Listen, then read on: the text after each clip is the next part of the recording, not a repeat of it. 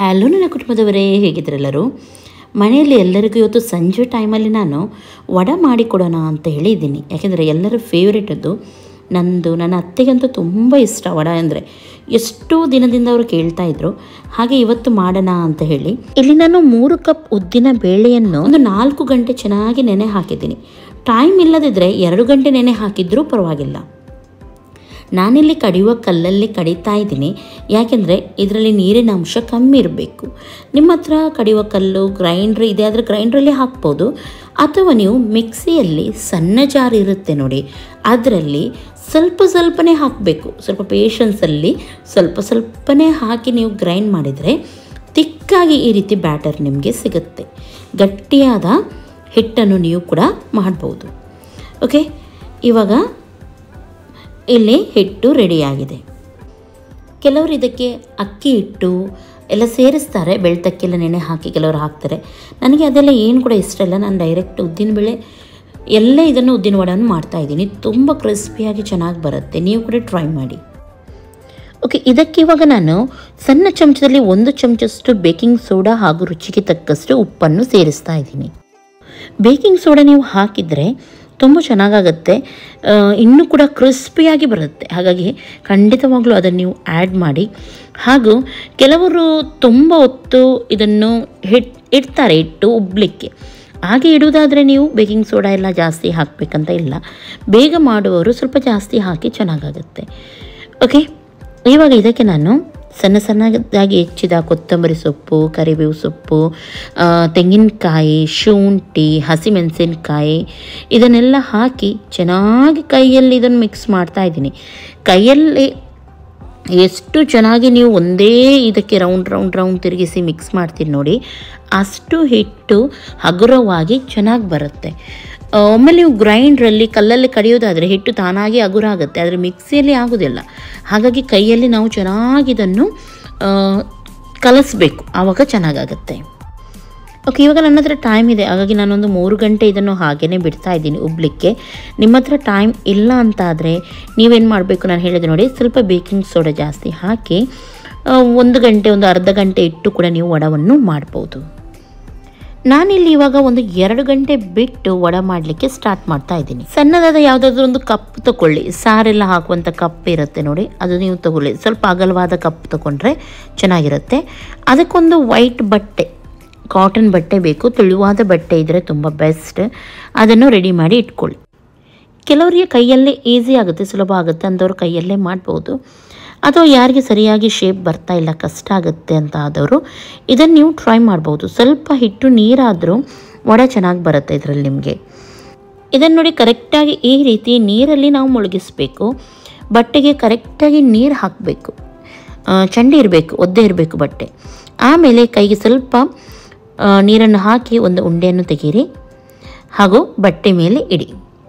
ಆಮೇಲೆ ಸಣ್ಣದಾಗಿ ಹೋಲ್ ಮಾಡಿ, ಕೈ ಬೆರಳಿಗೆ ನೀರನ್ನು ಹಾಕಿ ಹೋಲ್ ಮಾಡಿ, ಮಧ್ಯದಲ್ಲಿ ತೂತನ್ನು ತೆಗೀರಿ ಹಾಗೂ ಎಣ್ಣೆಗೆ ಬಿಡಿ. ಇಲ್ಲಿ ಇನ್ನೊಂದು ನೆನಪಿಡಬೇಕು, ಬಟ್ಟೆ ಸರಿಯಾಗಿ ಒದ್ದೆ ಆಗಿರಬೇಕು. ಪ್ರತಿ ಸಲ ಮಾಡುವಾಗಲೂ ನಾವು ಬಟ್ಟೆನೂ ಒದ್ದೆ ಮಾಡಲಿಕ್ಕೆ ಉಂಟು. ಇನ್ನೊಂದೇನೆಂದರೆ ಎಣ್ಣೆ ಅತಿಯಾಗಿ ಬಿಸಿಯಾಗಿರಬಾರ್ದು.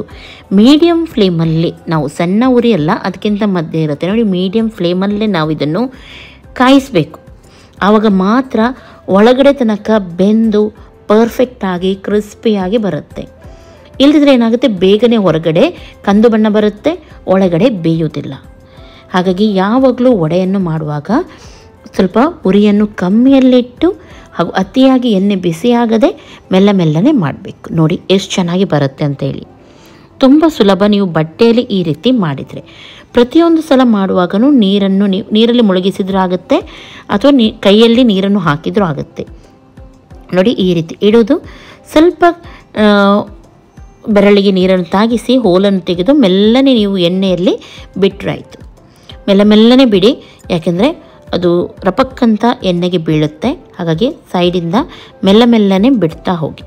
ತುಂಬ ಸಿಂಪಲ್ ನೋಡಿ. ಮತ್ತೊಮ್ಮೆ ತೋರಿಸ್ತಾ ಇದ್ದೀನಿ ನಾನು. ನೋಡಿ ಈ ರೀತಿ ಎಣ್ಣೆಗೆ ನೀವು ಬಿಟ್ಟರೆ ಆಯ್ತಿದೆ. ನೋಡಿ ಎಷ್ಟು ಚೆನ್ನಾಗಿ ಬೀಳುತ್ತೆ ಕೆಳಗಡೆ. ಆದರೆ ಪ್ರತಿಯೊಂದು ಸಲ ಬಟ್ಟೆ ಸರಿಯಾಗಿ ಒದ್ದೆ ಮಾಡಿ ನೀವು ಬಿಡಬೇಕು. ಎಷ್ಟೊಂದು ಲೈಟ್ ವೆಯ್ಟ್ ಆಗಿ ಹಗುರವಾಗಿ ಬಂದಿದೆ ಅಂತೆಲ್ಲ. ಇನ್ನೊಂದು ನೆನಪಿಡಿ, ಯಾವಾಗಲೂ ನೀವು ಮಾಡುವಾಗ ಒಮ್ಮೆಲೆ ಗಟ್ಟಿ ಬಂತು, ತುಂಬ ಕ್ರಿಸ್ಪಿಯಾಗಿ ಬರಲಿಲ್ಲ ಅಂತಾದರೆ ಸ್ವಲ್ಪ ನೀವು ಹಾಕಿದ ಬೇಕಿಂಗ್ ಸೋಡಾ ಕಮ್ಮಿ ಆಗಿದೆ ಅಂತ ಹೇಳಿ ಅರ್ಥ. ಆವಾಗ ಏನು ಮಾಡ್ಬೋದು, ನೀವು ಸ್ವಲ್ಪ ಬೇಕಿಂಗ್ ಸೋಡಾವನ್ನು ಹಾಕ್ಬೋದು, ಚೆನ್ನಾಗಿ ಕಲಸಿ ಒಂದು 5 ನಿಮಿಷ ಬೇಡಿ, ಆಮೇಲೆ ವಡೆಯನ್ನು ಮಾಡಿ. ಪರ್ಫೆಕ್ಟಾಗಿ ಬರುತ್ತೆ. ಯಾವುದೇ ಟೆನ್ಷನ್ ಮಾಡಬೇಡಿ. ಇಟ್ಟು ಉಬ್ಲಿಲ್ಲ ಇರಬೇಕು, ಶೇಪ್ ಫೇಲ್ ಆಯಿತು ಹಾಗೆ ಹೀಗೆ ಏನು ಕೂಡ ಎನಿಸ್ಬೇಡಿ. ಸ್ವಲ್ಪ ಬೇಕಿಂಗ್ ಸೋಡಾ ನೀವು ಹಾಕಿದ್ದು ಕಮ್ಮಿ ಇರ್ಬೋದು, ಮತ್ತೊಮ್ಮೆ ನೀವು ಹಾಕ್ಬೋದು, ಹಾಕಿ ಒಂದು 5 ನಿಮಿಷ ಇಡ್ಬೋದು, ಆಮೇಲೆ ಮಾಡಿ. ಪರ್ಫೆಕ್ಟಾಗಿ ಬರುತ್ತೆ. ಓಕೆ, ನೋಡಿ ಎಷ್ಟು ಈಸಿಯಾಗಿ ನೀವು ಇದನ್ನು ಮಾಡ್ಬೋದು, ಹಾಗೂ ಎಷ್ಟು ದೊಡ್ಡದಾಗಿ ಕೂಡ ನೀವು ವಡವನ್ನು ಮಾಡ್ಬೋದು. ಸ್ವಲ್ಪ ಹಿಟ್ಟು ನೀರಾಯಿತು ಅಂತಾದರೂ ಈ ರೀತಿ ನೀವು ಮಾಡಿದರೆ ಏನು ಕೂಡ ಟೆನ್ಷನ್ ಇಲ್ಲ. ಗೊತ್ತಾಯ್ತಲ್ಲ? ಓಕೆ, ನಾನಂತೂ ನನ್ನ ಫ್ಯಾಮಿಲಿಗೆ ಇವತ್ತು ಚಟ್ನಿಯೊಂದಿಗೆ ಇದನ್ನು ಮಾಡ್ತಾಯಿದ್ದೀನಿ. ಖಾರ ಖಾರ ಚಟ್ನಿಯೊಂದಿಗೆ ತುಂಬ ಸೂಪರ್ ಆಗುತ್ತೆ. ನೀವು ಕೂಡ ಟ್ರೈ ಮಾಡಿ. ನನಗಿಲ್ಲಿ ಕೈಯಿಂದ ಬಿಡಲಿಕ್ಕೆ ಕೂಡ ತುಂಬ ಈಸಿ. ನಾನು ಕೈಯಿಂದಲೇ ಹೆಚ್ಚಾಗಿ ಮಾಡ್ತೀನಿ, ಆದರೆ ನಿಮಗೆ ನಾನು ಟ್ರಿಕ್ಸನ್ನು ತೋರಿಸಿದ್ದು. ಓಕೆ, ಇನ್ನು ವಡವನ್ನು ಮಾಡಿ ಕರೆಕ್ಟಾಗಿ ಕಲರ್ ಅದರ ಚೇಂಜ್ ಆಗೋವರೆಗೂ ಫ್ರೈ ಮಾಡೋಣ.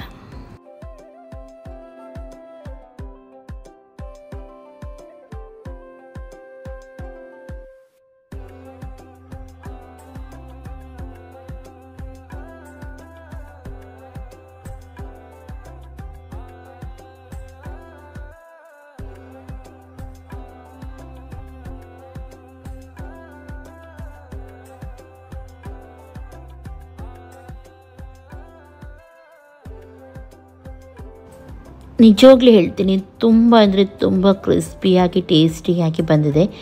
ನಾನು ತೋರಿಸ್ಬೇಕಿತ್ತು, ಯಾಕೆ ಮರ್ತೋಯ್ತು ಅಂತ ಗೊತ್ತಾಗಲಿಲ್ಲ. ಎಷ್ಟೊಂದು ಕ್ರಿಸ್ಪಿಯಾಗಿ ಬಂದಿದೆ ಅಂತ ಹೇಳಿ ತುಂಬ ಬೇಜಾರಾಗ್ತಾ ಉಂಟು ನನಗೆ.